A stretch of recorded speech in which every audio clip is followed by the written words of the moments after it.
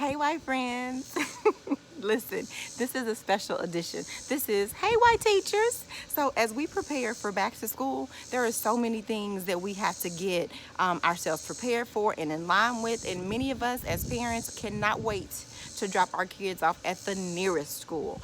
But this year is bringing some unique challenges. Of course, with COVID, we are all fearful of just the right thing to do. And listen, this is a sidebar, but what you choose to do with your kids and your family and what I choose to do with mine, we're both right, okay? We are all out here navigating these COVID streets and making these COVID decisions as best we can.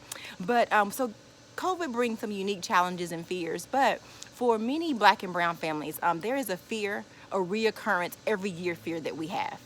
And that fear is that our child will get that one teacher that will not see our child the way that we see them.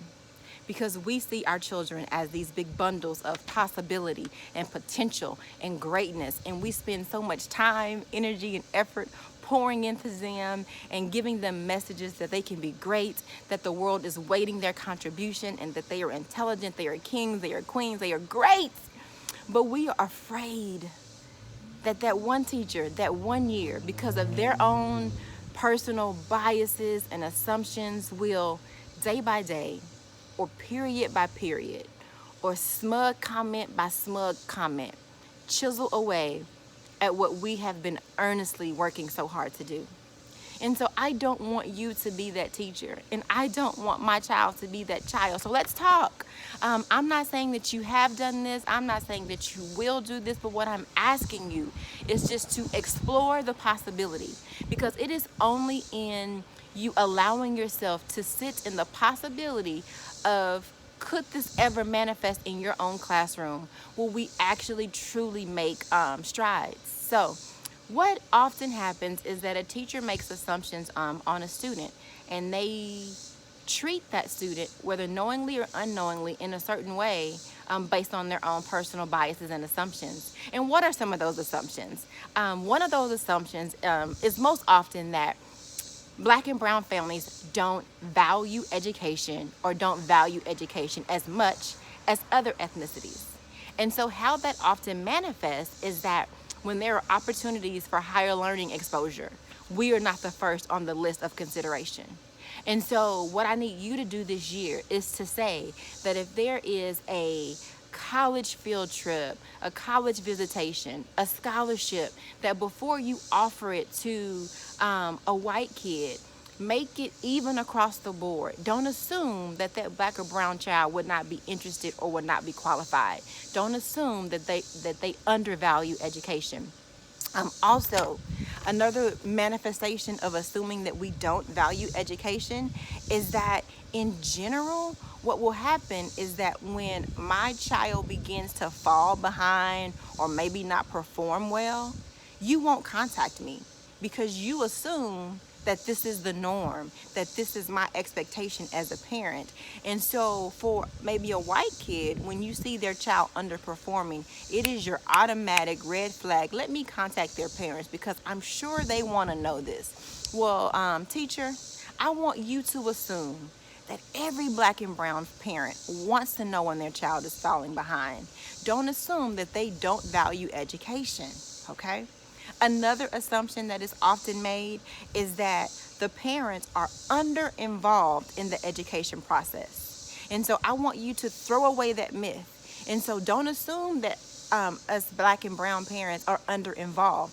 I want you to invite me to the PTA meeting. If there's a parent committee that's being made, put me on that list. Make sure that if there is a program, a meeting, a committee, don't assume that a black and brown parent is not going to show up or come, okay? Another assumption that is often made is that we are heavily and overly involved in certain sports only. And so that's football and basketball, and for girls, maybe cheerleading. And so anything outside of that, you don't invite us to or consider us for. Don't do that. Don't assume that every black boy that's over 5'8" is gonna play basketball. If there is a tennis team, ask him if he may want to explore tennis. Or if there's a chess club being formed, don't assume that he won't be interested because I'm sure he just plays sports.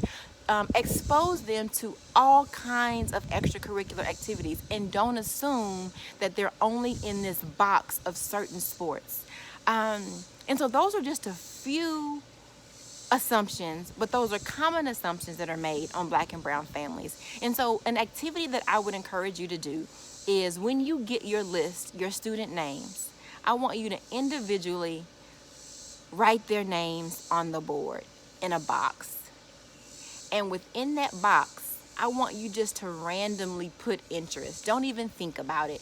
Put baseball, choir, singing, good at math. Just go around and write all the descriptors of what you think your students could be. No rhyme or reason.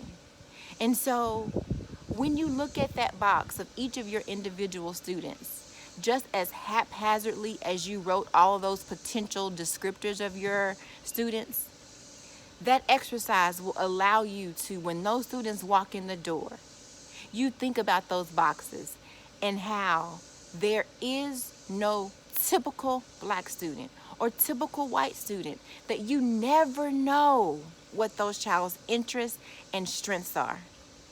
Every child comes with their own uniquenesses that you need to tap into and not subscribe to them. So hope this shed a little bit of light, and I am ready for these schools to open. Have a great day, white friends and teachers.